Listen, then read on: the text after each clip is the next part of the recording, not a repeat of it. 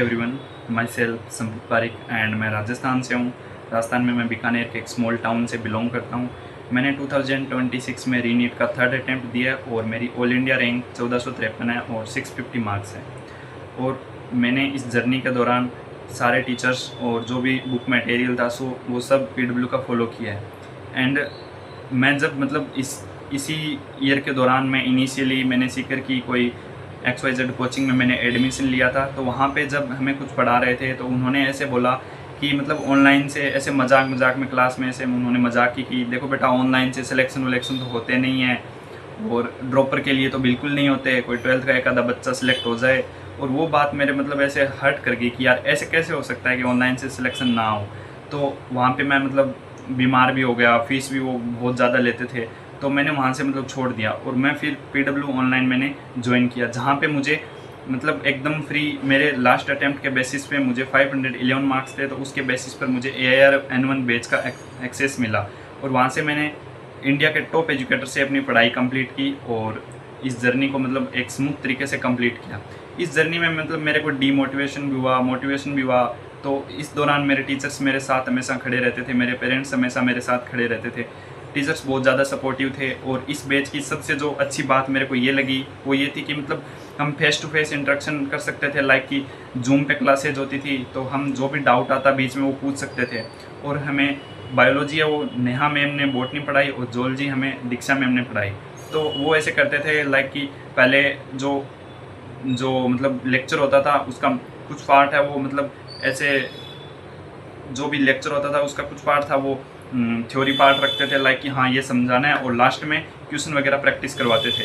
तो इससे क्या होता था कि मतलब हमारे मल्टीपल टाइम रिवीजन उसमें भी हो जाता था और ना ही ऐसी कोई दिक्कत होती थी कि हाँ मतलब हम भूल जाएंगे, क्वेश्चन प्रैक्टिस नहीं हो रही, सब कुछ ऐसे साथ में मिल जाता। तो हमारे मतलब जो जोलॉजी और बॉटनी के जो भी लेक्चर होते थे उनमें लास्ट में क्वेश्चन प्रैक्टिस रखी जाती थी और इनिशियली थ्योरी वाला पार्ट होता था। तो उससे क्या होता था कि मतलब टॉपिक आसानी से कवर हो जाता था और वो मल्टीपल टाइम रिवीजन के कारण लंबे टाइम तक याद भी रहता था, क्योंकि क्वेश्चन ही अल्टीमेट याद करवाने के लिए बेहतर ऑप्शन होता है।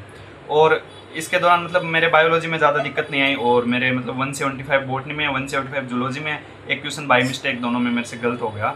लेकिन मतलब मेरे को ज़्यादा टाइम मतलब उनको नहीं देना पड़ा बायोलॉजी को। इवन मैं फिजिक्स और केमिस्ट्री को अच्छा खासा टाइम देता था, क्योंकि वो क्या होता है कि वो टाइम ज़्यादा मांगती है। अगर हम बायोलॉजी को मतलब कम टाइम में और अच्छे टीचर से पढ़ के अगर जल्दी रिकवर कर लेंगे और याद रख लेंगे तो उसमें क्या है कि हमें बाद में उन चीज़ों के लिए टाइम मिल जाता है जो कि मतलब थोड़ा टाइम मांगती है, हार्ड होती है।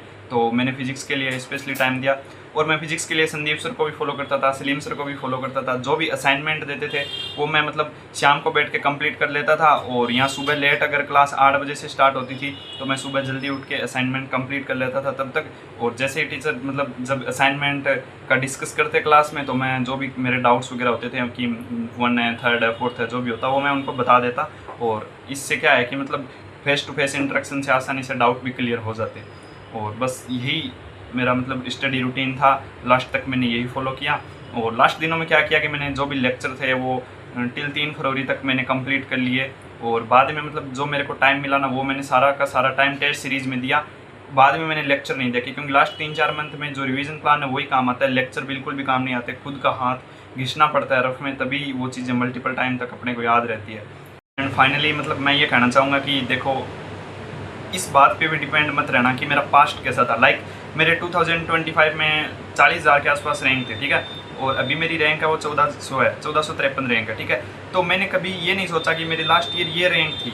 लाइक कि मेरे को हाँ डीमोटिवेशन होता था लेकिन ये नहीं फील होता था कि ये रैंक थी अब ये क्या होगी, क्योंकि मैंने बहुत सारे बच्चे देखे जिनकी रैंक बहुत ज़्यादा मतलब ख़राब आई है लास्ट ईयर और अब की बार वो टॉप 100 में भी एग्जिस्ट करते थे। तो मेरे को ऐसे कभी मतलब फील नहीं हुआ कि ये रैंक और आपको ये देखना भी नहीं है। मतलब पास्ट से कभी आपका फ्यूचर डिसाइड नहीं होता, आपके प्रेजेंट से आपका फ्यूचर डिसाइड होगा, ठीक है ना। तो आपको प्रेजेंट को इतना बेस्ट बनाना है कि आगे कभी भी आपको सब्जेक्ट की ज़रूरत पड़े ना तो आप मतलब ऐसे हो जाओ कि सब्जेक्ट एक्सपर्ट ही बन जाओ, ठीक है।